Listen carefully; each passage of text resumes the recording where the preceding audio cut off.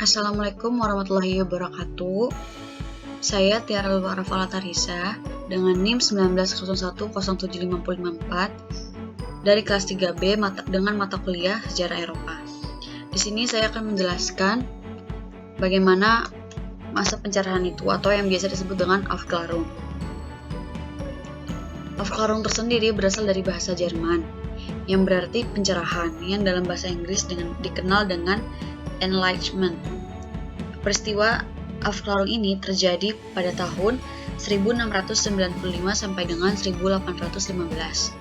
Meski sama-sama disebut pencerahan, ternyata Renaissance dan Aufklärung itu berbeda. Ciri utama Aufklärung adalah adanya sekularisasi pemikiran dan sekularisasi cara hidup. Proses munculnya periode Aufklärung tidak lepas dari usaha manusia untuk selalu berpikir tentang hidup dan kehidupannya. Jadi, bagaimana cara orang-orang terdahulu yang ada pada zaman Aufklärung ini, mereka ingin mengadakan perubahan sehingga terciptalah pemikiran-pemikiran ilmiah yang menjadikan masa itu disebut dengan Aufklärung. Tujuan dari Aufklärung ini, satu, mencari kebenaran melalui pendekatan ilmiah, kedua, membuka cakrawala berpikir manusia bahwa setiap peristiwa yang terjadi di atas permukaan bumi pasti ada sebab akibatnya. Melahirkan cara berpikir yang empiris serta ilmiah dan tidak hanya berdasarkan kepercayaan dan tradisi semata. Jadi dengan adanya tujuan Aufklärung ini, di masa itu tidak ada lagi pengetahuan yang didasarkan pada kebodohan, yaitu dia selalu mencari kebenaran dengan pendekatan ilmiah, dengan pengetahuan-pengetahuan sehingga apa yang akan dicari itu tepat sasarannya, seperti itu. Lanjut,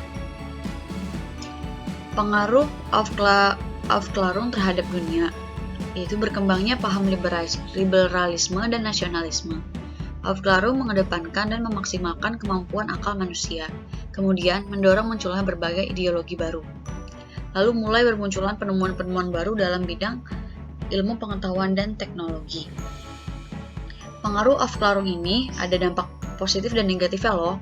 Nah, pertama, positifnya itu berkembangnya ilmu pengetahuan yang berdasarkan cara berpikir ilmiah, kedua, munculnya penemuan-penemuan teknologi yang mempermudah kehidupan manusia, ketiga, berkembangnya paham liberalisme dan nasionalisme. Nah, negatifnya itu luruhnya pengaruh agama di Eropa, terutama agama Katolik Roma. Kedua, munculnya pemahaman yang mengarah kepada anti-Tuhan atau ateisme dan mengagungkan kemampuan akal manusia untuk memecahkan segala permasalahan kehidupan.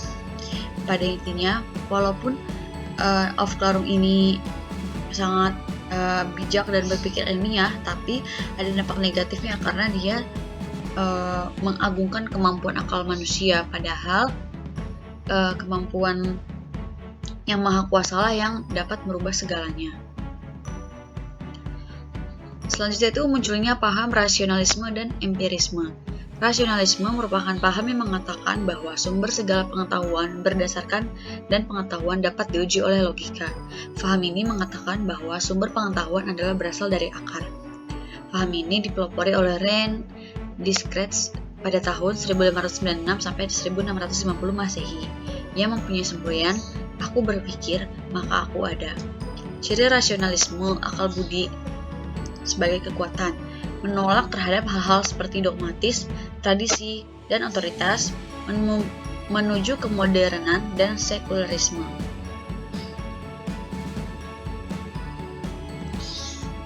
Empirisme merupakan paham yang menjadikan alat pengalaman, pengamatan, dan observasi sebagai sebuah metode untuk mendapatkan sumber pengetahuan. Empirisme merupakan sumber yang dapat dipercaya karena melalui proses indrawi dalam melihat berbagai objek, melakukan eksperimen, dan berbagai peristiwa yang diamati. Empirisme muncul di Inggris yang didukung oleh Francis Bacon. Selanjutnya itu ada Aufklärung di Inggris, Prancis, dan Jerman. Di Inggris muncul paham deisme. Deisme merupakan bahwa Tuhan dianggap tidak ikut campur lagi dalam urusan manusia di dunia. Bahkan pemicu pencerahan di Inggris juga tak luput dari revolusi Inggris yang berkembang di bidang industri, yang pekerjaan manusia diganti oleh mesin, namun tidak sepenuhnya. Awalnya revolusi industri Bermula penemuan dan pembuatan kumparan terbang oleh John Kay pada tahun 1733. Nah, paham deisme ini memiliki banyak kontra karena bagaimanapun segala isi yang ada di bumi ini adalah milik Yang Maha Kuasa. Di Perancis, pencerahan dirintis oleh kaum liberal yang radikal dengan sentimen-sentimen anti terhadap gereja. Seorang penulis dan filsuf bernama Voltaire berasal dari Perancis menyerukan pemusnahan terhadap gereja dan bahkan menghancurkan simbol gereja dengan mengusir para pastor Serikat Yesus pada tahun 1764, dan kekerasan ini pun terjadi pada peristiwa revolusi Perancis. Pencerahan di Jerman tidak terjadi perubahan sosial dan pertentangan dengan agama Kristen, sebagaimana yang terjadi pada revolusi industri dan revolusi Perancis. Muncul seorang tokoh yang representasi pencerahan di Jerman, yang bernama Immanuel Kant, yang berusaha merintis menggabungkan rasionalisme dan empirisme dengan mensensakan gagasannya disebut dengan kritisme. Nah, berikut adalah tokoh-tokoh Aufklärung. Yang pertama itu dari Jerman dengan tokoh Immanuel Kant. Dengan pola pikirnya, jika manusia belum yakin dengan kemampuannya untuk menciptakan kemajuan dan kebahagiaan, itu bertanda bahwa manusia belum dewasa. Lalu dari Inggris ada Francis Bacon dengan prinsip knowledge is power. Lalu ada John Locke, setiap individu punya hak-hak yang tidak dapat dirampas dari dirinya, liberalisme. Selanjutnya kalau dari Prancis itu ada Jean-Jacques Rousseau dengan konsepnya itu dengan negara demokrasi, sedangkan Voltaire adalah reformasi sosial. Dampak bagi Indonesia. Dampak pelaksanaan politik etis bagi Indonesia di bidang irigasi, pembangunan infrastruktur pertanian dalam hal ini bendungan yang akan nantinya bermanfaat bagi pengairan. Di bidang migrasi, pembangunan infrastruktur seperti pembangunan rel kereta api yang memperlancar perpindahan barang dan manusia. Selanjutnya, dalam hal edukasi, memberikan kesempatan kepada pemuda-pemudi Indonesia untuk bersekolah dan mendapatkan pengajaran pendidikan. Adanya berbagai sekolah mengakibatkan munculnya kaum terpelajar atau cendekiawan yang nantinya menjadi pelopor pergerakan nasional. Seperti contoh Sutomo, yaitu mahasiswa Stovia dengan mendirikan organisasi Budi Utomo, Soekarno, Muhammad Hatta, dan sebagainya. Sekian pemaparan sedikit tentang saya bagaimana Aufklärung tersebut. Bagaimanapun kemajuan zaman tidak boleh kita melupakan atas dasar siapa kita berada di bumi ini.